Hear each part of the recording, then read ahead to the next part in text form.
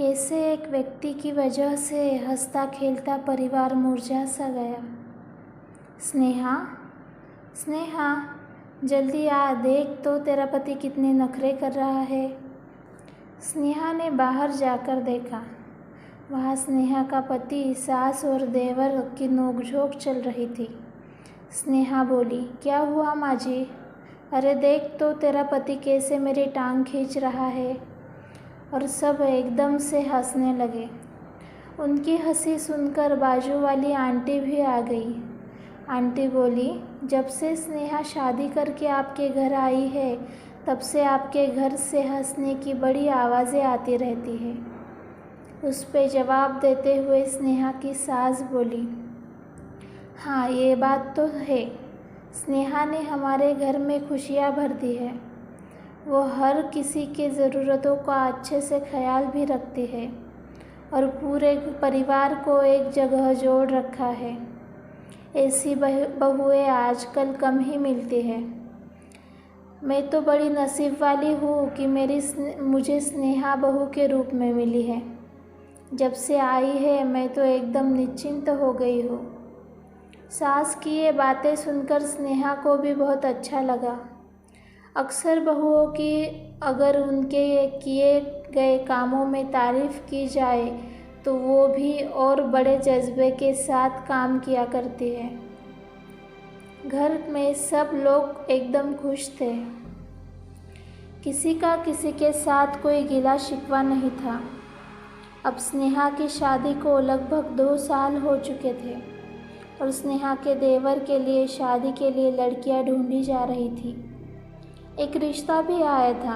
स्नेहा और घर वालों को वो लड़की बहुत पसंद भी आई थी, पर उस लड़की के घर वालों को ज़्यादा पढ़ा लिखा लड़का चाहिए था, इसलिए उन्होंने मना कर दिया।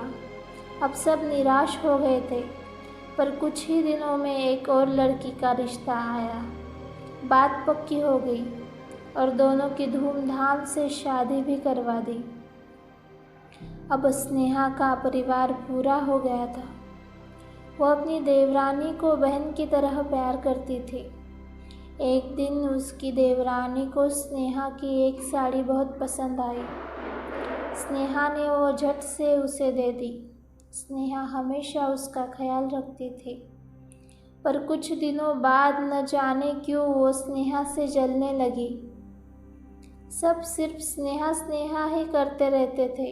ये बात उसको पसंद नहीं आती थी। धीरे धीरे स्नेहा और उसकी देवरानी के बीच तनाव का वातावरण तैयार हो गया। वो दोनों अब खुल के बात तक नहीं करती थी। एक दिन स्नेहा को हॉस्पिटल जाना था, तो वो जल्दी हॉस्पिटल चली गई। शाम को वहाँ से आकर देखा तो स्नेहा के हिस्से का काम वैसा का वैसा पड़ा हुआ था। स्नेहा की सास ने जब अपनी छोटी बहू से पूछा कि वो घर पर नहीं थी तब भी तुमने उसका काम क्यों नहीं किया, तो उस बात पर उसने अपनी सास से बहुत बड़ा झगड़ा कर लिया। वो स्नेहा से देखा नहीं गया।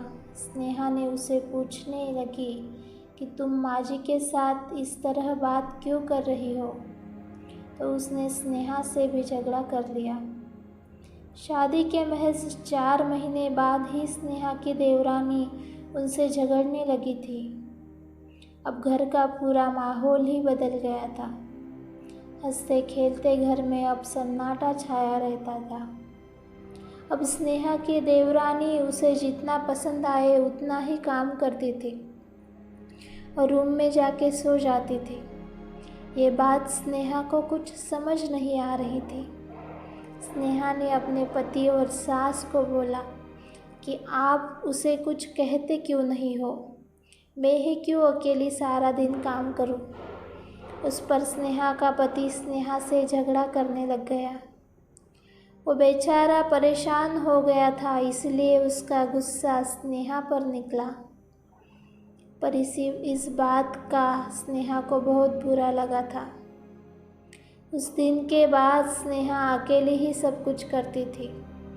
अगर उसकी देवरानी का मन हुआ तो ही वो आकर काम करती थी, वरना नहीं। कुछ दिनों बाद स्नेहा के देवर ने उसके माँ और भाई से कहा कि उन दोनों को अकेले रहना है। उस पर उसकी माँ बोली, पूछ रहा है कि बता रहा है? वो बोला, बता रहा हो। और दोनों अकेले रहने लगे। कुछ दिनों तक स्नेहा उसकी सास और पति को बुरा लग रहा था, पर बाद में सब कुछ नॉर्मल हो गया। पर फिर भी उस घर में अब वो पहले जैसी बात नहीं थी। दोस्तों, ये कहानी यही बताती है कि घर को जोड़े रखना उस घर की औरतों के हाथ में है, और एक औरत ही होती है जो घर को स्वर्ग बनाती है। उम्मीद है कि आपको ये कहानी अच्छी लगी होगी। अगर अच्छी लगी तो ज़रूर सब्सक्राइब करना। Please like, share and subscribe. Thanks for watching.